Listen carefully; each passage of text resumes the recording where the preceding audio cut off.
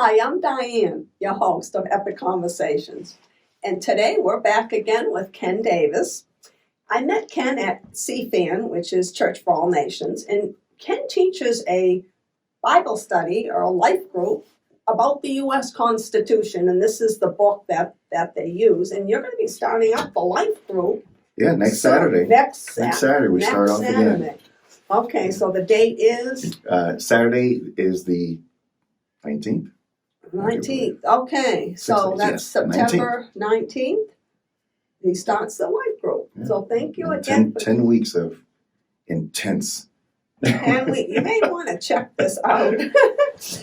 So thank you again, Ken, for joining us. And I'm excited that you're doing this life group because there is a lot of information about the U.S. Constitution that we've covered in 2 sessions, and we've got more today. Today we're covering the executive branch, which is Article 2 of the Constitution.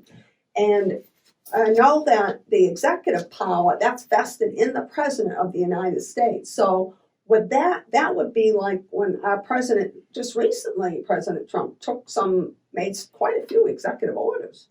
Yeah, and so in the Constitution, it talks about the president shall faithfully execute the laws.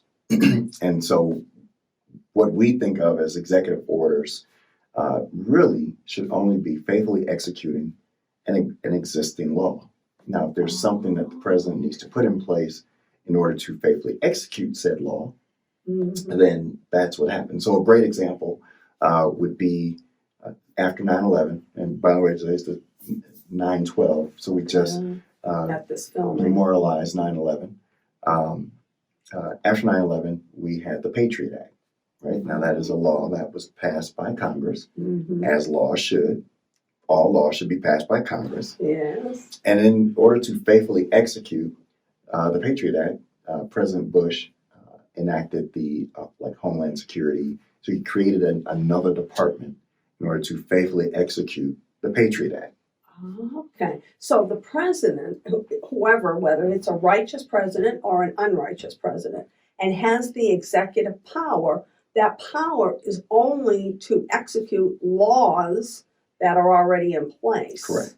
So when we talk about, when we speak of faithfully executing the laws, we are talking about that. Now, the president has, so we like to look at Congress and the president in 2 ways, and I would definitely beckon people to look at this these 2 ways. One is the purse, the other is the sword, right? Remember that the president is commander in chief. So he is in charge of our military. He is the sword. The sword, like Congress is the purse, meaning if he needs funding in order to enact the sword, he has to go to Congress first. So there's another example, which we've talked in previous episodes about a check and balance. Correct. So this is the whole thing. We got away from that king in the Great Britain of being the dictator. Now we have the people who are actually involved with making decisions through Congress or check and balance. And okay, this is good. Yeah. So tell us more about the executive. Okay, and so you mentioned, for instance, that President Trump had passed some executive orders. Now, what you will see sometimes in history is, as a president, maybe a president comes in and they're, I don't want to disparage anyone, but their goal is to push through whatever their agenda is, let's say. And in order to do so, they may start passing a ton of executive orders. We've seen this before in history, where a president, their goal was to push through their agenda, and they used executive orders, whether lawful, because I will tell you there are executive orders that are not lawful, meaning they're not executing an existing law, they're creating a new law, which is not within their authority. A president does not have the authority to create a law. And so that's a good point. Yeah, and so when the president is then acting, I guess, independent of, there may be times that the next president, if a different person, may come in and pass executive orders in which they are overturning previous executive orders. And again, we've seen this throughout history. And so if you go and look at many of the executive orders that President Trump has actually enacted, Many of them were to overturn executive orders from the previous administration. Okay, that weren't lined up with laws. Or that he did not see as lined up with laws. Okay, very I good. don't want to say that necessarily that former President Obama executed laws that were necessarily unlawful, but under Trump's purview, he's seen that some of them weren't. DACA being one of the more popular or more famous ones. So what other examples do we have of the executive orders? I mean, this Well, is powers vested in the president. Yeah, when a president names a federal holiday, right, that is generally done by executive order. Again, I'll use an example, and for you who are believers, you may see this as a good or bad thing. I don't know, but one of former President Obama's first acts as president, February of 2009, was that he declared is the month of June, the month of July, I can't remember which month it is, as Gay Pride Month. Oh, okay. That was one of his first executive orders. Actually, I think it was his first executive order, was to declare Gay Pride Month. That was within a holiday, if you will, or whatever you want. That was within his authority to do so. And national parks, naming national parks, things of that nature. And those are still in effect. Mm-hmm. Okay. Yeah. Okay. Any other examples? I mean, national parks. And so, I mean, how many national parks can we keep adding? I mean, we only have so much land. Yes, absolutely. You definitely need to. I believe we definitely need to have a committee, if you will, that as a president attempts to pass an executive order, or if they do pass one, when the next president comes in, I believe they should put together a committee to review every executive order to determine whether or not it was lawful, so that new president can then overturn them if necessary. That's a good idea. Or continue them.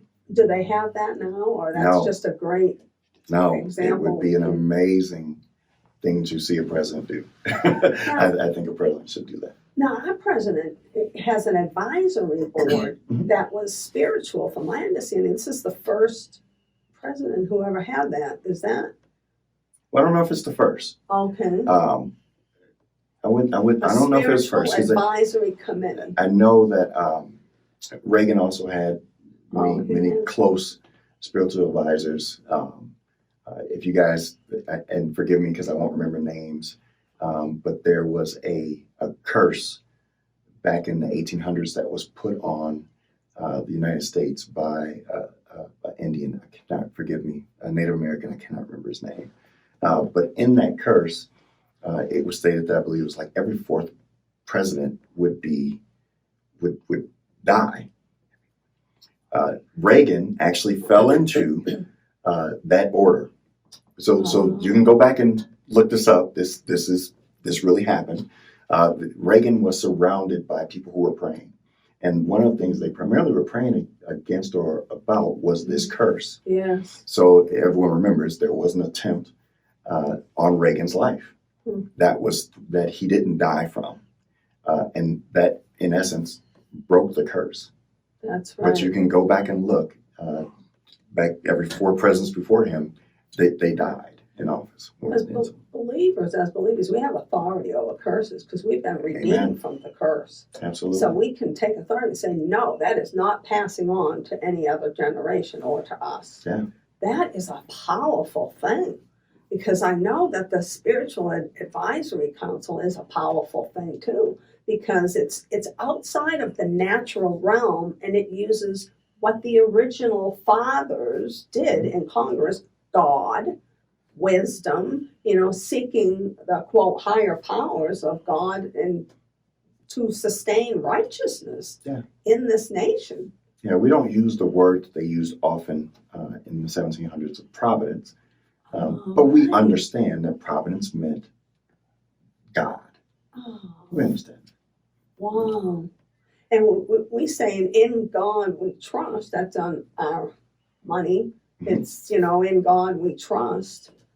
If Oh my and it should be a check and balance, right? In God we trust on our money, Yeah, so God we trust. that we don't make money a god, and so yeah, I mean, so when we look at our presidents, keep in mind we talked about it before, the fact that they are limited to 2 terms. Here's a great question for you, and this is a quiz I give. One of the questions on the quiz I give to each class when we start. Okay. How many years can a president serve? How many years they can serve? Consecutive. Well, it's 4 terms, and then 4 years for one term, 4 years for the next term. Okay. It's clearly a trick question. So you're saying 8 years. So I'm saying 8 years, Okay. unless there's some, and I think there is a glitch. There is a glitch. And this is actually in the Constitution. Okay, let's and hear it it. talks about the fact that if a president becomes incapacitated or dies while in office, and the vice president then becomes president, and if you guys the order of things would be next to vice president. Vice president could serve, let's say, the last 2 years of that president's term, and then that same vice president can twice run for re-election. Okay, so then that would give a total of 10. Yes. Okay, excellent. Wow, that's good. Yeah. Okay. Just a little trivia. A little trivia. Any other trivia? Yeah. Executive orders here?